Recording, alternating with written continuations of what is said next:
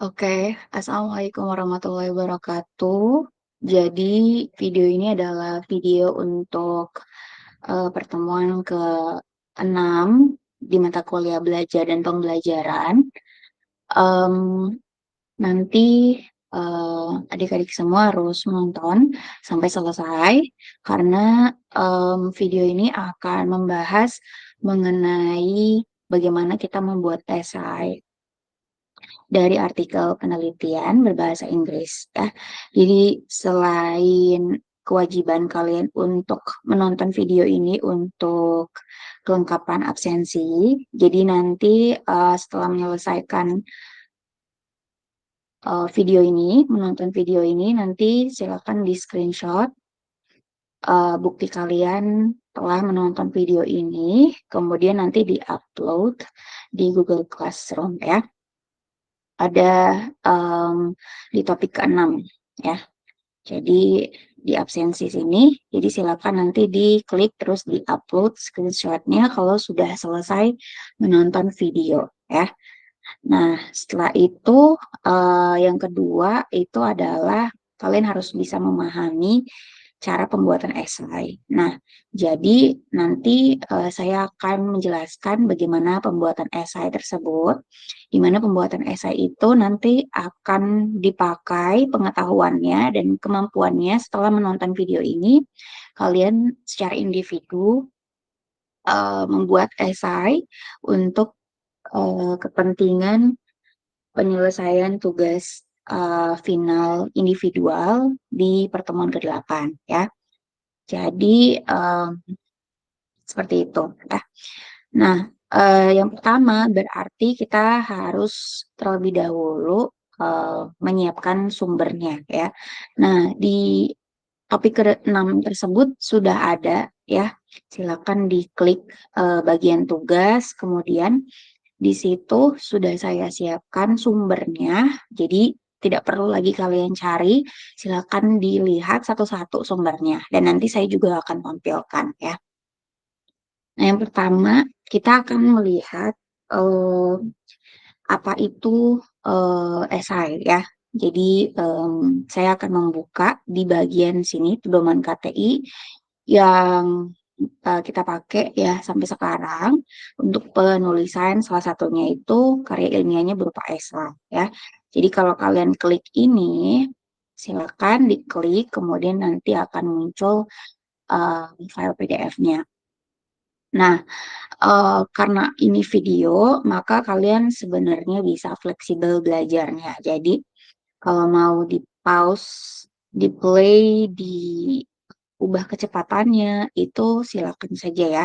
Sesuaikan dengan kebutuhan pada saat kalian belajar gitu ya lewat video ini. Apakah mau sambil dicatat gitu ya, atau sambil dibuka juga laptopnya, terus disesuaikan juga dengan bacaan kalian di situ gitu. Jadi bisa fleksibel belajarnya ya. Nah, kita mulai apa itu esai. Jadi kalian bisa lihat di halaman 4 ya. Itu dikatakan bahwa esai ini merupakan sebuah tulisan lepas ya. Tulisan lepas yang terdiri dari beberapa paragraf. Ya, jadi berupa tulisan dan terdiri dari beberapa paragraf ya. Kemudian isinya adalah pengembangan ide sebuah topik atau tema. Jadi ini adalah definisi umum dari esai ya. Jadi esai itu berarti sebuah tulisan yang berisi ide penulis pada suatu topik atau tema yang terdiri banyaknya itu lebih dari satu paragraf tentunya ya. Seperti itu. Jadi kalau mau dibaca lebih lengkap lagi silakan. Itu saya saya belum share ya yang ini. Jadi ini di halaman 4 sampai 9 itu sudah saya eh, tandai ya definisi dari esai. Jadi esai itu adalah sebuah bentuk tulisan, kemudian lebih dari beberapa paragraf ya. Kemudian isinya itu adalah pengembangan ide sebuah topik. gitu ya. Nah, ini definisinya. Jadi nanti silakan bisa dibaca lebih lanjut halaman 4 sampai halaman, eee, 9 ya. Di sini saya sudah tuliskan definisinya, itu lihat panduan esai di buku panduan KTI halaman 4 sampai 9 ya. Nah, itu tadi definisinya. Nanti kita lihat contohnya yang disediakan di halaman 122 ya.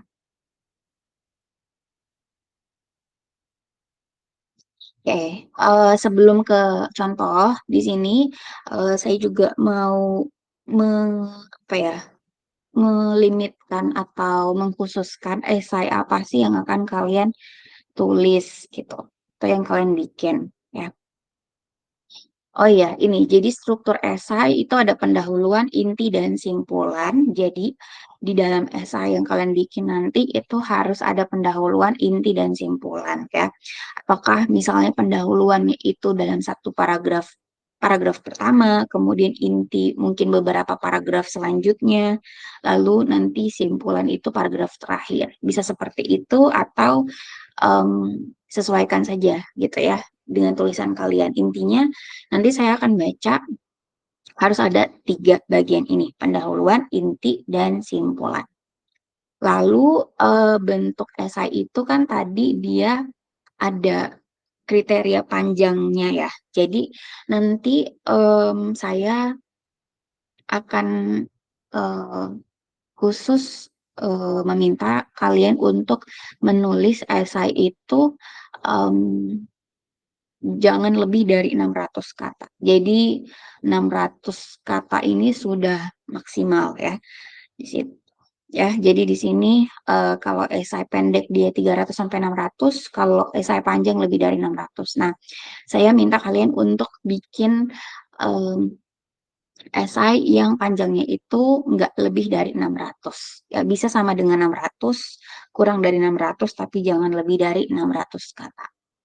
Gitu ya. Silakan dibaca lagi di halaman ini kalau mau lebih lanjut seperti apa sih pendahuluan, inti, dan penutup.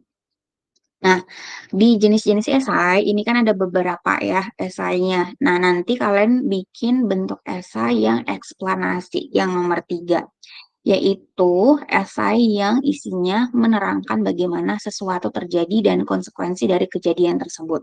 Jadi kalian akan menjelaskan apa isi gitu ya dari artikel penelitian nanti, kemudian bagaimana prosesnya, seperti apa hasilnya gitu ya. Jadi yang kita bikin itu bentuk esai yang eksplanasi atau menjelaskan.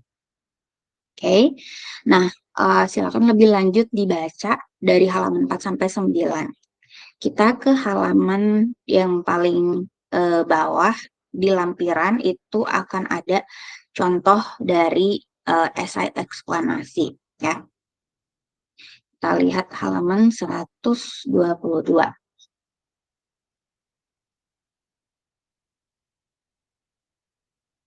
Oke. Nah, ini ya, jadi, ini adalah contoh dari esai eksplanasi ya. Kita bisa lihat, eee, ini satu halaman ya. Jadi kalau 600 kata itu bisa lebih sedikit ya satu halamannya. Nah, nanti di sini, harus ada judul atau, title-nya, kemudian ada isinya, ini judulnya, kemudian isinya tadi itu terdiri dari isi esainya ya, terdiri dari pendahuluan, isi dan penutup. Kemudian tentunya ditulis juga referensinya. Jadi nanti referensinya itu yang saya sediakan hanya satu artikel saja, maka kalian perlu masukkan referensi tersebut di bawah ya.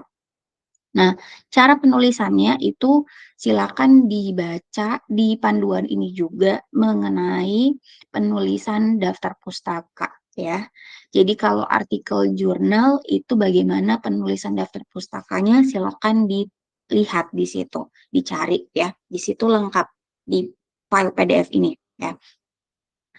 Nah, sebagai contoh ya, jadi, kalau penulisan referensi, kalau di sini itu nama penulis ya, nama penulis, nama akhir penulis, penulis pertama. Kemudian nanti kalau misalnya lebih dari beberapa penulis itu bisa ditulis di kakak dan kawan-kawan untuk artikel misalnya yang berbahasa Indonesia ya. Karena ini kan judulnya bahasa Indonesia, isinya juga bahasa Indonesia, maka dia pakai DKK dan kawan-kawan. Tapi kalau misalnya dia itu merupakan artikel bahasa Inggris, terus lebih dari satu penulis, nanti pakai at all ya. Terus nanti di titik, kemudian ada tahun terbitnya, tahun terbit artikelnya, terus judulnya, ya, judul, terus ini dia eh, websitenya ya. Nah, tapi tolong nanti bisa disesuaikan karena yang mau pakai artikel ya, artikel penelitian referensinya. Jadi silakan cari di buku panduan KTI ini bagaimana menulis referensi ya untuk artikel penelitian gitu ya. Jadi ini beda formatnya. Harusnya tidak seperti ini kalau mau kita tulis artikel ya sebagai referensi gitu ya. Jadi silakan dilihat kembali. Nah, ini adalah contohnya dari um, eksplanasi ya. Jadi dia itu menuliskan tentang um, dampak limbah industri bagi lingkungan, kemudian referensinya adalah yang ada di bawah ini ya. Nah, untuk mungkin singkatnya di video ini saya sudah membaca si referensinya tersebut, kemudian dibandingkan dengan esai yang dibikin di sini. Nanti kalian silakan bisa review lebih lengkapnya gitu ya, apakah misalnya pernyataan saya benar atau keliru ya. Karena tentunya saya nggak akan review detail mengenai contoh di sini gitu ya.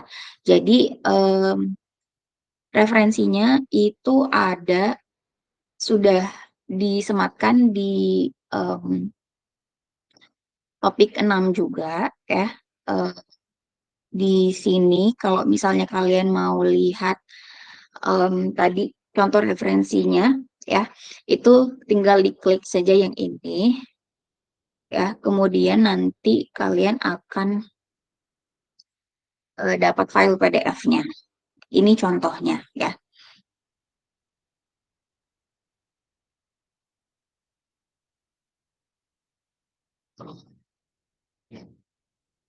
Silakan bisa di-review, mau di-pause dulu videonya silakan ya untuk dibaca isinya kemudian dibandingkan dengan contoh di lampiran panduan tadi.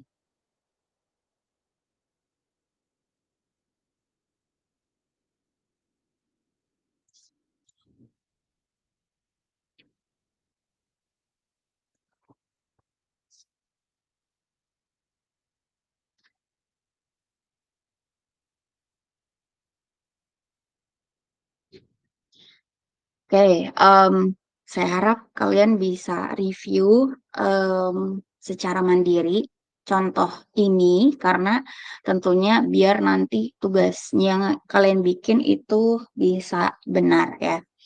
Nah, sedikit review dari saya karena saya sudah baca. Jadi ini adalah sumber yang dipakai untuk esai eksplanasi di contoh tadi ya. Nah, artikelnya ini, jadi dia berupa artikel, sumber referensinya berupa artikel ya. Eh, ini ketika saya baca itu artikel penelitiannya em, merupakan penelitian kimia ya untuk melihat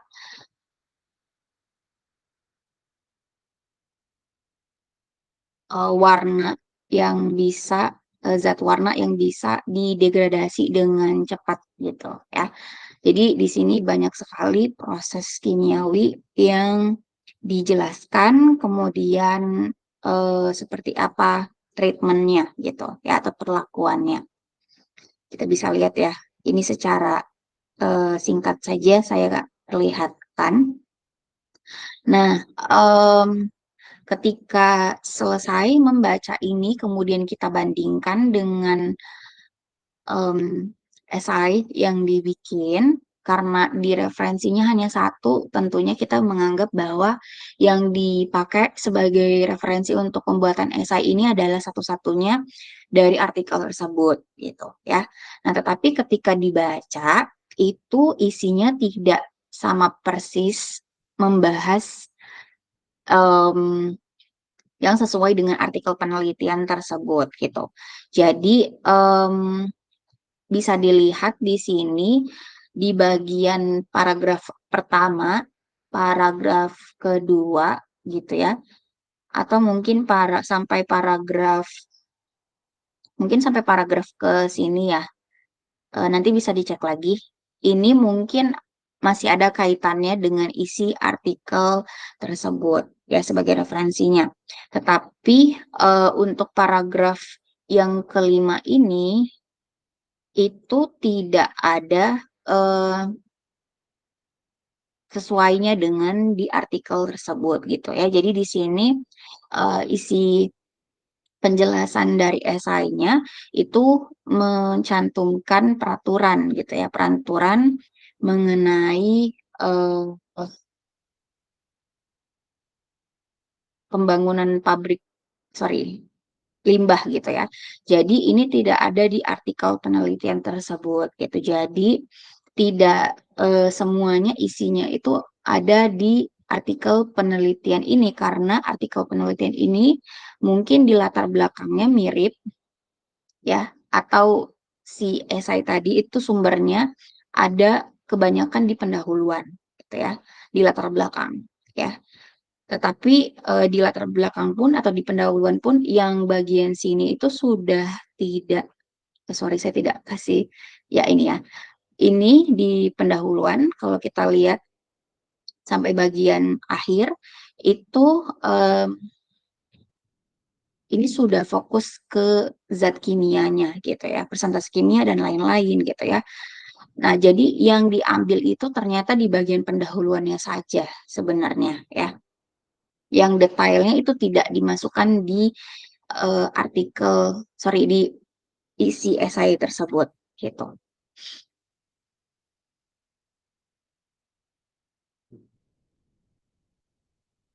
Nah, jadi nanti yang kalian bikin itu esai eksplanasinya harus benar-benar isinya itu ada di artikel penelitian yang akan kita jadikan sumber, satu-satunya sumber ya.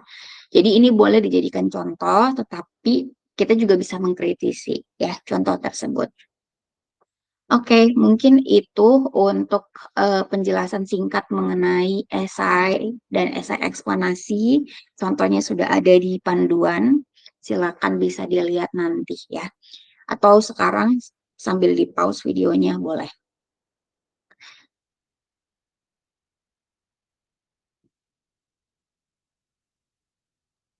Nah, selanjutnya em, kita balik lagi ke Google Classroom. Itu selain panduan KTI, kemudian ada contoh dari artikel penelitian yang dijadikan referensi di lampiran tadi. Kita juga bisa dapat di situ contoh artikel yang akan benar-benar kita bikin dari awal ya. Jadi setiap dari kalian secara individual harus bikin esai eksplanasi yang nggak lebih dari 600 kata, yang sumbernya itu sudah saya tentukan di sini ya. Nah, kita akan lihat seperti apa contohnya. Jadi ini adalah contoh artikel berbahasa Inggris. Kalau misalnya kalian itu buka ini bagian yang ini yang saya tandai sama yang kanan, ini adalah sumber artikelnya. Kalau yang sebelah kiri itu adalah file PDF-nya yang sudah di-download, yang bisa di-download langsung. Tapi yang sebelah kanan itu adalah websitenya, gitu ya. Sambil saya juga memperkenalkan kepada kalian website jurnalnya, ya. Nah, kalau kita klik ini, nanti kalian akan dapatkan tampilan seperti ini. Jadi, ini adalah website jurnal yang bisa kita lihat artikel-artikelnya. Nah, ini adalah jurnal Sinta 2. Jadi, Sinta itu apa? Sinta itu adalah sebuah tempat online ya. Di sana itu terdiri banyak sekali artikel yang tersubmit oleh berbagai sumber gitu ya. Jadi Sinta itu sendiri adalah kumpulan dari jurnal-jurnal ya yang dibikin biasanya misalnya dari universitas tertentu gitu ya. Nah, di Sinta itu ada pemeringkatan atau level ya. Di sini dikatakan S2 Sinta level 2 gitu ya, dimana kalau di Sinta itu ada dari level 1 sampai level 6. Nah, jadi kalau yang level tertinggi itu artinya kualitas jurnalnya juga bagus gitu ya. Nah, ini saya sengaja pilih artikel jurnal ini ya, Sinta 2. Nah, kalau kalian lihat itu di website ini kita bisa lihat artikel jurnalnya. Ya, jadi ini jurnalnya namanya Journal of Innovation in Educational and Cultural Research, GIECR, ya. Nah, ini adalah jurnalnya. Nah, di dalam jurnal tersebut itu terdiri dari banyak artikel. Kalau dianalogikan jurnal itu buku, ya, sementara artikel itu adalah bab-bab di buku tersebut, gitu. Jadi temanya sama mengenai penelitian pendidikan dan budaya, tetapi di setiap babnya itu bisa aja membahas judul spesifik tertentu, tapi masih dalam satu tema yang sama gitu ya. Nah, ini salah satu dari isi artikel di jurnal tersebut ya. Nah, kita bisa lihat di sini ada judul, kemudian ada penulis, lalu ada asal instansi penulis, ada abstrak, kemudian ada kata kunci, dan ada juga full text-nya. Nah, oh iya, sama referensi di bawah ini. Nah, ini kalau misalnya kalian nanti punya tugas misalnya bikin esai lagi atau review artikel, terus diminta cari artikel sendiri, maka kalian bisa cari di website Sinta, kemudian cari eh, temanya misalnya pendidikan gitu ya, pendidikan sains atau pendidikan biologi gitu. Nah, nanti akan diarahkan ke suatu website jurnal seperti ini gitu. Nah, cara mencari artikelnya yang sesuai dengan yang dibutuhkan itu kita perlu baca judul, kemudian baca abstraknya gitu ya. Nah, setelah baca judul dan baca abstrak dan itu sesuai dengan apa yang dibutuhkan oleh kita, maka silakan tinggal di download gitu ya. Download di sini, diklik aja PDF-nya, nanti akan dapat file PDF-nya seperti ini gitu ya.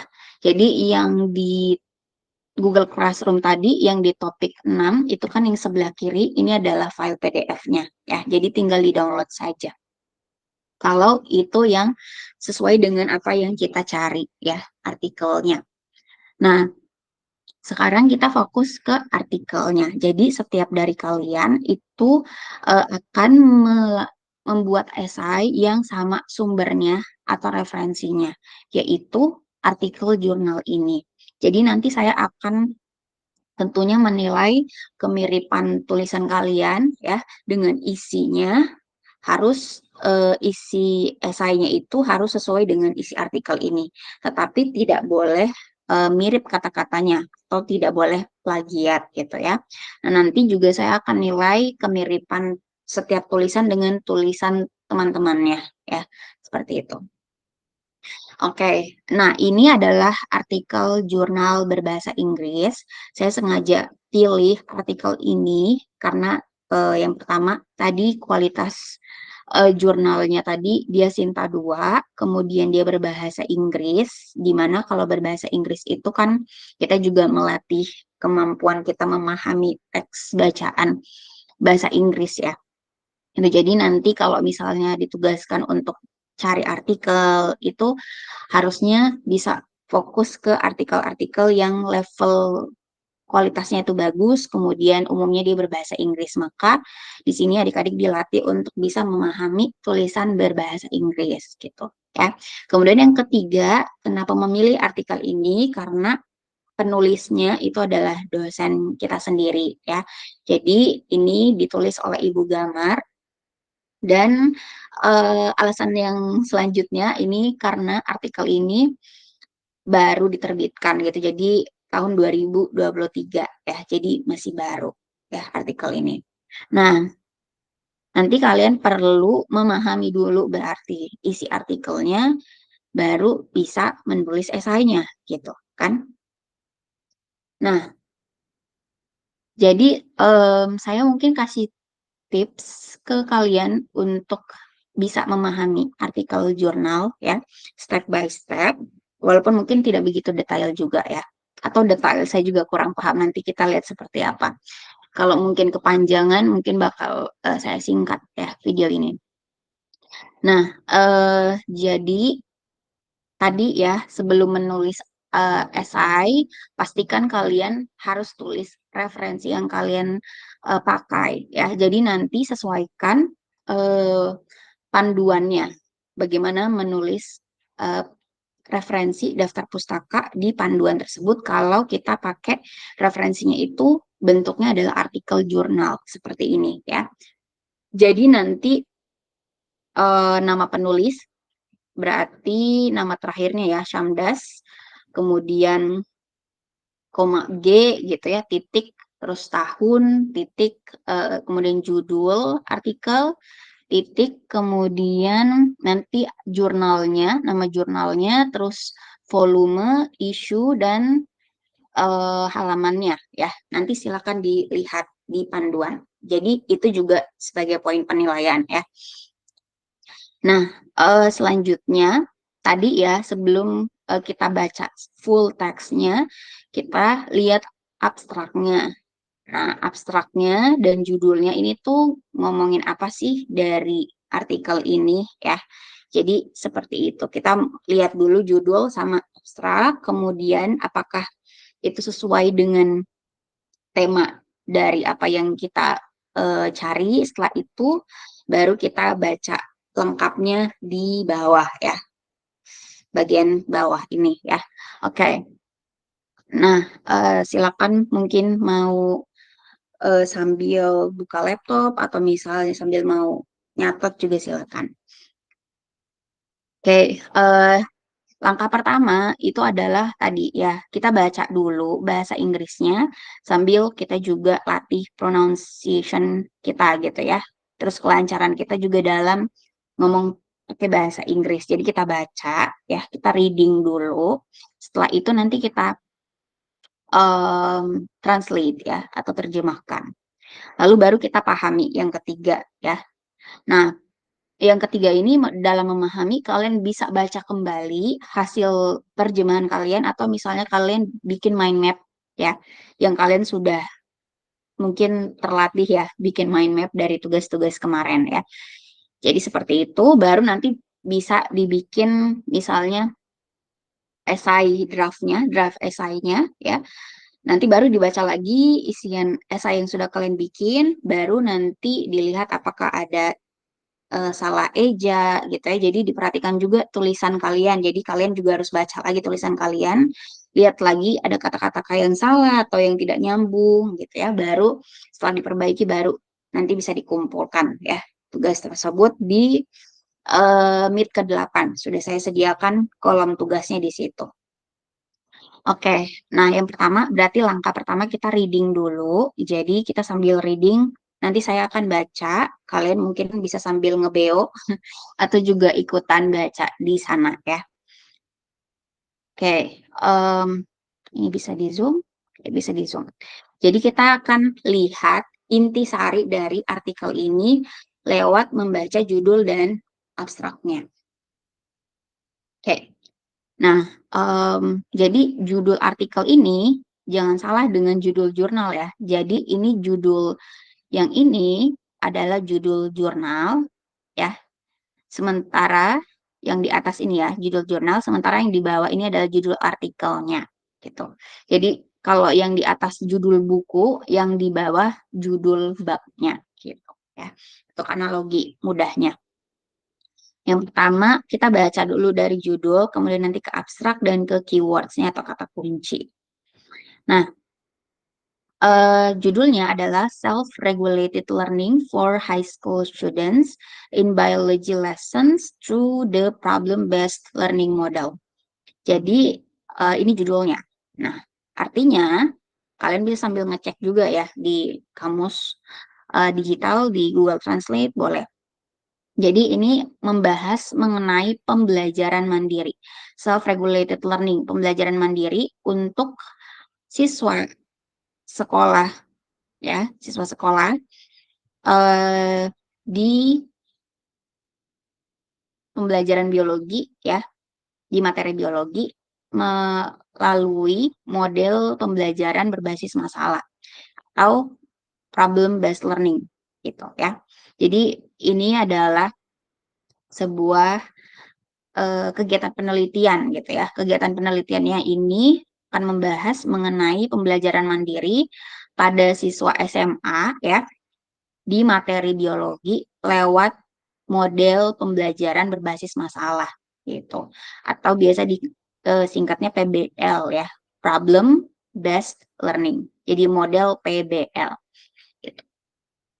Kemudian by Gamar Syamdas penulisnya from Faculty of Teacher Training and Education, Universitas Tadulako, Indonesia. Jadi penulisnya Gamar Syamdas ya. Nah, kita ke abstrak ya. Jadi kita udah tahu penelitian ini akan membahas pembelajaran mandiri pada siswa SMA di materi biologi lewat model pembelajaran berbasis masalah atau model problem based learning gitu ya. Nah, tapi kita kan nggak tahu seperti apa kegiatan penelitiannya, hasilnya seperti apa, dan lain-lain. Makanya kita perlu baca abstraknya. Oke, abstract, the ability to acquire knowledge and skills through systematic and deliberate monitoring of one's behavior is not evenly distributed among each student. Quantitative research using quasi-experimental methods aims to find the effect of PBL on self-regulated learning. The effect of PBL on self-regulated learning based on gender and to identify self-regulated learning for high school students based on indicators. The research design was post-test only control group design carried out on class 11 students at a high school in Palu City with a population of 7 classes. Self-regulated learning data were obtained through questionnaires that were distributed to the experimental and control classes after learning was complete. Data were analyzed using an independent test and analysis of each indicator of self-regulated learning using the percentage formula. The study finds that self-evaluation is the most important indicator of self-regulated learning and that learning using the PBL model has a significant impact on student self-regulated learning based on gender and in comparison to conventional learning. It is recommended to apply the PBL model to learning in schools in Indonesia, in particular to increase the ability of each student to carry out independent learning. Sampai di sini bisa dipahami bahasa Indonesianya. Jadi kalau misalnya masih belum terlalu paham, ya kita translate bareng-bareng ya. Nah, jadi abstrak ini adalah rangkuman dari isi artikelnya. Nah, kita mulai ya dari awal. Jadi, the ability to acquire knowledge and skills through systematic and deliberate monitoring of one's behavior is not evenly distributed among each student. Jadi, kemampuan siswa itu untuk mendapatkan pengetahuan dan keterampilan secara sistematik itu tidak merata.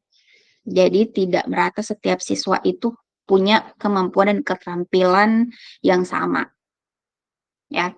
Nah, ini berarti masalahnya, atau latar belakangnya, ya, satu kalimat tadi. Kemudian kalimat selanjutnya, quantitative research using quasi-experimental methods aims to find the effect of PBL on self-regulated learning, the effect of PBL on self-regulated learning based on gender, and to identify self-regulated learning for high school students based on indicators. Nah, ini adalah metodenya. Jadi, penelitian ini menggunakan uh, penelitian ini merupakan penelitian kuantitatif, ya, dia kuantitatif. Jadi kalau metode penelitian nanti sebenarnya adik-adik akan dapat di kuliah metode penelitiannya sendiri, ya, di semester atas, lebih lanjut atau lebih detail, ya, lebih dalam lagi di sana. Nah, jadi di sini kalian akan berkenalan dengan metode penelitian, ya, karena metode tersebut yang akan dipakai untuk melakukan penelitian. Nah, jadi di penelitian ini dia menggunakan kuantitatif. Biasanya kalau penelitian kuantitatif itu menggunakan data angka yang nanti angka tersebut dihitung kemudian dianalisis gitu ya, menggunakan biasanya program perhitungannya bisa berupa Excel, Microsoft Excel atau SPSS gitu ya. Jadi dia nanti akan mengumpulkan banyak data angka ya. Nah, nanti data angka itu yang tadi dihitung, kemudian nanti dikata-katain, dikalimatkan hasilnya seperti apa. Itu kuantitatif ya. Kemudian menggunakan metode eksperimental kuasi. Jadi metode eksperimental kuasi ini adalah salah satu metode yang biasanya dipakai untuk kita itu pengen tahu apakah ada perbedaan gitu ya antara yang kita treatment atau yang kita berikan dengan yang tidak diberikan gitu ya. Nah, contohnya di sini adalah dia memakai model PBL tadi gitu ya. Jadi model PBL tadi nanti akan diberikan ke kelas tertentu, kemudian nanti hasilnya dilihat apakah terdapat perbedaan atau tidak gitu ya. Jadi itu metode eksperimen. Jadi kita melakukan eksperimen ya. Nah, sementara kuasi ini adalah jenis dari metode eksperimen, di mana kalau kuasi itu kita tidak bisa mengontrol semua. Jadi bukan metode eksperimental penuh, tetapi dia semi gitu ya, semi, setengah gitu ya, atau tidak penuh ya, tidak penuh dari metode eksperimennya. Contohnya misalnya kalau yang kuasi ini yang kita pakai itu misalkan di sekolah itu kan sudah dibagi kelasnya ya, kelasnya dibagi. Nah, ketika kita mau menggunakan kelas tersebut misalnya ya, atau siswa tersebut misalnya, kita nggak bisa ngacakin lagi si siswa tersebut berdasarkan apa yang kita mau kelompokannya gitu ya. Tapi kita ya harus ikut peraturan di sana gitu ya. Jadi ya kita pakai siswanya, kita akan melakukan penelitian di siswanya tersebut, tetapi kita nggak bisa misalnya membagi siswa tersebut dengan kelompok yang kita akan bikin sendiri. Jadi kelompoknya itu berdasarkan kelas-kelas yang sudah ditentukan di sana gitu. Jadi eksperimennya itu nggak penuh. Gitu. Itu yang disebut sebagai contohnya ya kuasi. Nah, jadi dia menggunakan metode eksperimental kuasi untuk menemukan, jadi tadi itu metodenya, kemudian di sini untuk menemukan, berarti ini tujuan penelitiannya. Tujuannya adalah untuk melihat efek PBL tadi ya di siswa tersebut ya dalam hal pembelajaran mandirinya gitu ya. Jadi si metode PBL ini atau model PBL ini nanti akan dipakai di kelas belajar ya. Jadi gurunya pakai PBL di kelas ya, atau peneliti menggunakan PBL di kelas. Kemudian nanti akan dilihat apakah si PBL ini itu bisa misalnya meningkatkan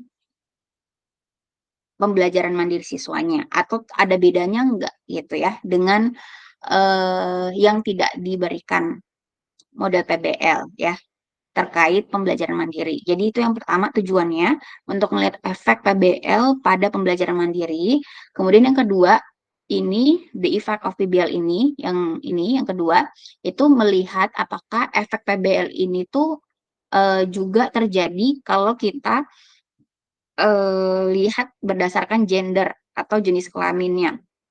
Ya, siswa laki-laki dan perempuan itu beda nggak pembelajaran mandirinya kalau menggunakan PBL tadi.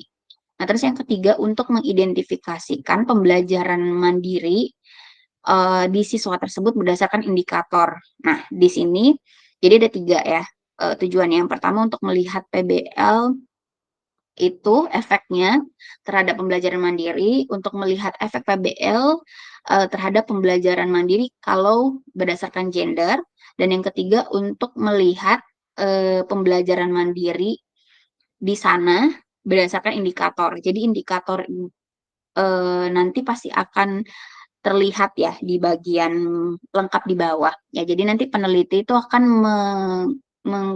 mengindikatorkan si pembelajaran mandiri itu ada berapa gitu ya. Sub si pembelajaran mandiri itu ada berapa, kemudian nanti dilihat gitu. Maka misalnya ada sub yang lebih tinggi efeknya dari PBL tersebut atau yang sama gitu atau gimana. Nanti lebih lengkapnya di bawah. Jadi itu ya. Jadi kita sudah dapat latar belakang, kemudian metode, kemudian tujuan penelitiannya. Nah, kemudian selanjutnya ini desain penelitiannya itu adalah ini the research design was a post-test only control group design carry out class 11 students at a high school in Palu City with a population of 7 classes. Jadi ini lebih lanjut ke metodenya ya. Metodenya itu desain penelitiannya menggunakan kelompok eh, desain kelompok ya yang hanya menggunakan post-test gitu. Jadi desainnya itu menggunakan pengujian si pembelajaran mandirinya itu menggunakan post-test saja. Artinya ketika pembelajaran menggunakan model pembelajaran based learning ini, PBL ini selesai, nanti baru diberikan tes gitu. Jadi post-test, tesnya itu di akhir. Kemudian dilakukan di kelas 11 ya. Kelas 11 SMA di suatu SMA. Ini di suatu SMA di Kota Palu ya, di mana populasinya itu ada 7 kelas gitu. Jadi di sini kita bisa dapatkan lagi lebih lanjut metodenya ya. Jadi dia penelitian kuantitatif, kemudian metodenya itu kuasi eksperimental, kemudian pengujian datanya tadi itu dia di akhir gitu. Jadi post test, terus populasinya 7 kelas. Jadi di suatu sekolah tersebut tidak dijelaskan atau tidak disebutkan nama sekolahnya, tapi di suatu sekolah di Kota Palu di mana di sana itu terdiri atas 7 kelas gitu. Jadi 7 kelas ini adalah populasi. Nah, populasi itu adalah sebuah istilah untuk merujuk ke yang kita mau teliti. Jadi keseluruhan yang kita mau teliti ya. Jadi disebutnya sebagai populasi. Keseluruhan ya, yang kita mau ambil datanya. Itu adalah populasi. Jadi populasinya ada 7 kelas, di kelas 11 ya. Nah, lanjut, self-regulated learning data were obtained through questionnaires that were distributed to the experimental and control classes after learning was complete. Nah, jadi dari 7 kelas tadi populasinya, maka penelitian ini akan melihat pembelajaran mandiri di tidak dari 7 kelasnya semua, tapi dipilih 2 kelas gitu ya. Dipilih 2 kelas. Di sini ada kelas eksperimen dan kelas kontrol. Jadi dari 7 kelas itu kemudian dipilih 2 kelas ya. 2 kelas ini ada yang nanti sebagai kelas eksperimen dan kelas kontrol. Nah, kelas eksperimen ini maksudnya adalah kelas yang akan kita berikan model PBL untuk belajar. Sementara kalau kelas kontrol itu biasanya tidak pakai PBL ya. Nah, lalu datanya tadi itu dengan menggunakan kuesioner atau angket gitu. Jadi nanti angketnya itu akan diberikan ke siswa setelah pembelajarannya selesai. Jadi kalau misalnya di kelas eksperimen, setelah guru ataupun peneliti melakukan kegiatan pembelajaran menggunakan model PBL setelah selesai, maka nanti tesnya tadi gitu ya, post tesnya tadi itu berupa angket. Nah, angketnya nanti akan dikasih ke siswa gitu ya. Begitu juga dengan kelas kontrol. Jadi kelas kontrol nanti akan melakukan kegiatan pembelajaran juga, sama yang melakukan mungkin guru ataupun peneliti, tapi modelnya beda gitu ya, model pembelajarannya. Setelah selesai, baru nanti dikasih angket yang sama juga dengan yang dari kelas kontrol tadi ya, angketnya. Lalu lanjut, data were analyzed using an independent t-test and analysis of each indicator of self-regulated learning using the percentage formula. Nah, setelah datanya didapatkan, setelah angketnya sudah diisi oleh siswa, maka itu kan berupa data ya. Data itu nanti yang akan lebih lanjut dianalisis dengan menggunakan uji T, gitu ya, uji T ini, T-test ya. Uji T, kemudian dianalisis setiap indikator dari tadi pembelajaran mandirinya dengan menggunakan formula persentase gitu. Jadi nanti di sini ada 2 kali perhitungan ya. Jadi perhitungan pertama untuk perhitungan ini, t-test ini, kemudian yang kedua itu perhitungan untuk setiap indikator dari pembelajaran mandirinya menggunakan persentase. Nah, lanjut, the study finds that self-evaluation is the most important indicator of self-regulated learning and that learning using the PBL model has a significant impact on student self-regulated learning based on gender and in comparison to conventional learning. Nah, setelah dijelaskan metodenya, kemudian bagaimana cara mengolah datanya, maka di sini dijelaskan bahwa hasil penelitiannya itu seperti apa. Nah, hasil penelitiannya itu harus sesuai dengan tujuan penelitian tadi. Jadi tujuan penelitian kan ada 3 tuh tadi. Ya, untuk melihat apakah PBL itu ada efeknya terhadap pembelajaran mandiri siswa. Kemudian yang kedua, apakah PBL itu ada efeknya terhadap pembelajaran mandiri siswa kalau dilihat berdasarkan gender. Dan yang ketiga, untuk melihat indikator dari pembelajaran mandiri itu, gitu ya. Nah, jadinya di hasilnya itu juga seperti itu, ada 3. Yang di sini dikatakan bahwa studi ini atau penelitian ini menemukan atau mendapatkan bahwa evaluasi mandiri itu adalah indikator paling penting di pembelajaran mandiri gitu ya. Jadi tadi ya, pembelajaran mandiri itu kan akan dibagi beberapa indikator. Nah, salah satu indikator yang paling tinggi gitu ya, atau yang paling penting didapatkan di penelitian tersebut adalah evaluasi mandiri gitu ya. Nah, itu menjawab pertanyaan nomor 3 tadi ya. Terus lanjut, pembelajaran menggunakan PBL ini itu punya efek yang signifikan pada pembelajaran mandiri siswa berdasarkan gender dan berdasarkan kelas tadi gitu ya. Jadi ini mungkin nggak ngurut ya urutan hasil penelitiannya dengan pertanyaan di sebelumnya tadi gitu ya. Jadi yang pertama, kalau di sini dia sudah menjawab yang nomor 3 dulu, terus nanti dia menjawab nomor 1 dan nomor 2 ya. Jadi tadi indikator yang paling penting adalah evaluasi mandiri, kemudian yang selanjutnya ini pembelajaran menggunakan PBL itu ternyata punya efek yang signifikan pada pembelajaran mandiri siswa di sana. Jadi dia menjawab pertanyaan nomor 1 dan yang lebih lanjut, pertanyaan nomor 2 dulu ya. Jadi dia menjawab pertanyaan nomor 2 dulu, tadi nomor 3, terus nomor 2, baru nomor 1 di sini. Nah, PBL itu memberikan efek yang signifikan pada pembelajaran mandiri siswa berdasarkan gender. Jadi terbukti bahwa si PBL itu memberikan efek yang berbeda berdasarkan gender ya dari pembelajaran mandiri.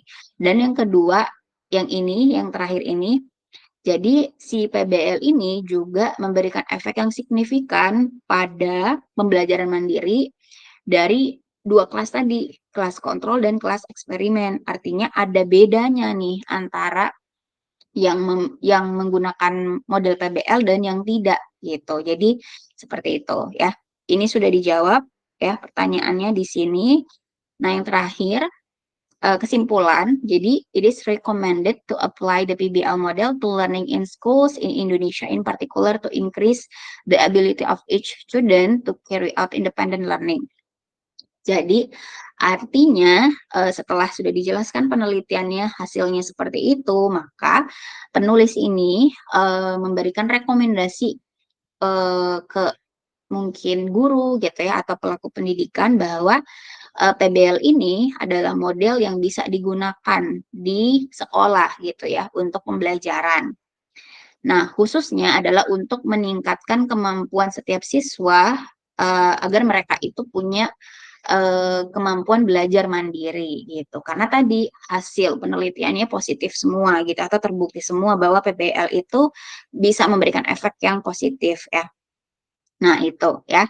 Jadi dari abstrak ini kita udah dapat sebenarnya gambaran mengenai isi si artikel ini, tapi lebih umum ya atau rangkumannya. Nah, biasanya kalau habis abstrak itu ada keywords atau kata kunci. Di sini kata kuncinya itu adalah PBL models and self-regulated learning. Jadi kata kunci ini adalah biasanya sih kata-kata yang penting yang itu yang apa ya? Yang digunakan untuk entah di judul ataupun yang dibahas gitu. Di sini yang pertama adalah model PBL karena memang model PBL ini yang akan dipakai ya kan dalam penelitian. Lalu pembelajaran mandiri ini adalah yang mau dilihat efeknya dari yang telah menggunakan model PBL tersebut gitu. Jadi ini dipakai sebagai kata kunci ya. Nah, kata kunci ini tentunya pasti berbeda setiap artikel penelitian ya. Oke. Nah, kalau di artikel ini kita bisa lihat, kita dapat, bagaimana caranya menulis referensi daftar pustaka di sini ya. Tapi mungkin ada juga artikel jurnal itu yang nggak punya ini gitu. Jadi kalian coba cocokkan contoh panduan KTI tadi apakah, sama dengan ini ya. Kalau sama berarti pakai yang ini saja ya. Oke. Jadi, itu, untuk abstrak dari artikel jurnal ya. Saya memilih artikel ini juga selain tadi alasan-alasan sebelumnya, halamannya tidak begitu banyak, jadi hanya ada, sekitar 8 halaman ini ya, tapi nanti dibagi lagi dengan daftar pustaka. Jadi yang kita mau lihat isinya adalah 6 halaman saja, gitu ya. Nah, silakan bisa dibaca terlebih dahulu ya sampai conclusion-nya atau kesimpulannya yang referensinya ini tidak usah ya. Ini daftar pustakanya. Gitu ya. Jadi ini halamannya tidak banyak ya, hanya 6 halaman saja yang kita lihat isinya. Silakan bisa dibaca mau langsung dari artikelnya ini di PDF-nya atau um, saya juga mau kasih lihat langkah selanjutnya atau tips yang lain.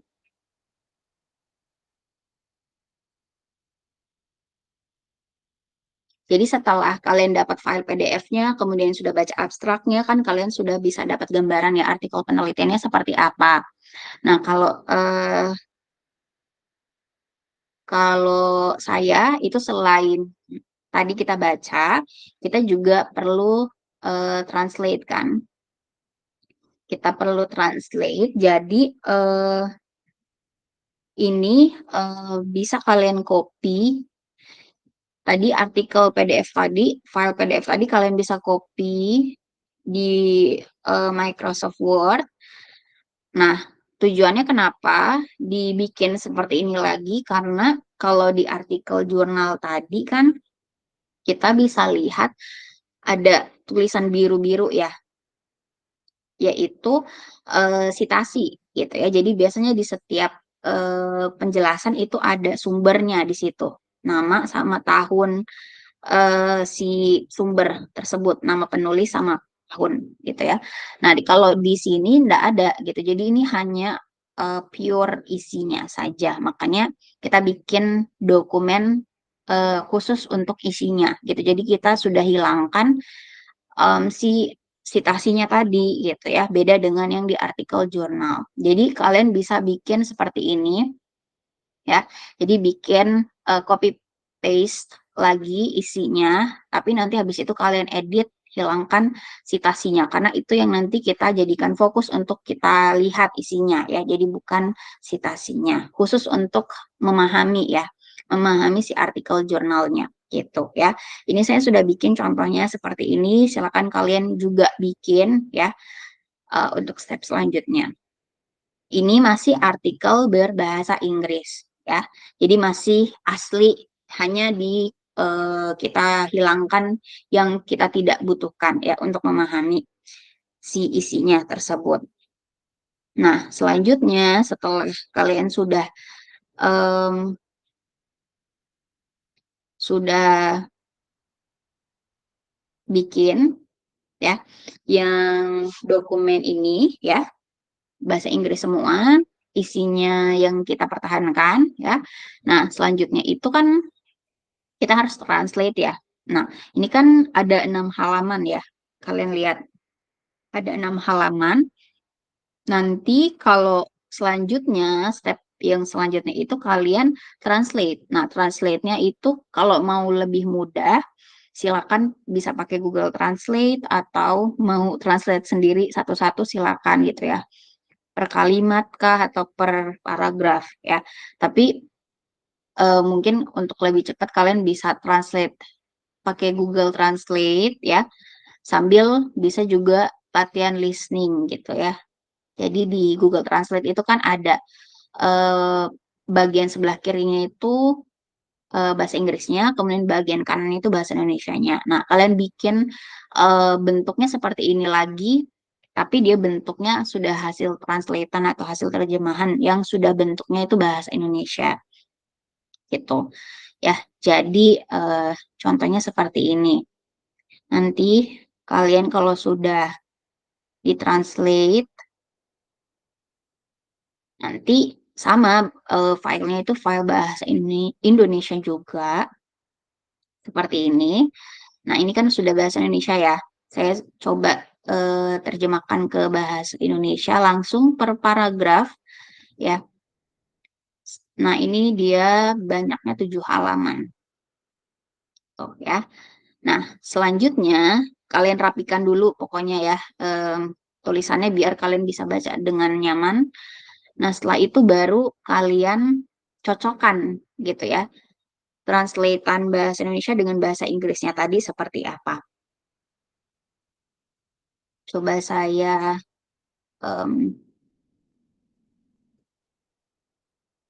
oh, ini tidak bisa di-share ya. Oke. Saya hentikan dulu.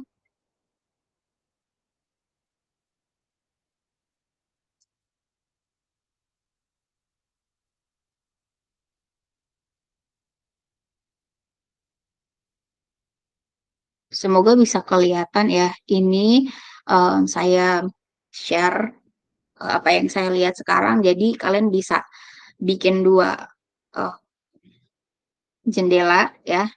Yang satu sebelah kiri itu bahasa Indonesianya, kemudian yang sebelah kanan bahasa Inggrisnya. Nah, tadi kan sudah ada terjemahan bahasa Indonesia dan bahasa Inggris. Jadi kalian baca dulu bahasa Indonesianya. Kan tadi sudah paham ya yang bagian abstrak. Jadi langsung ke pendahuluan sampai ke kesimpulan. Baca dulu gitu. Kemudian ada nggak kata-kata yang biasanya itu tidak bisa diterjemahkan berkata ya di bahasa Indonesia, ke bahasa Indonesia maksudnya. Nah, itu yang mungkin kalian tandai, terus nanti kalian lihat setelah selesai gitu ya, sudah di-review.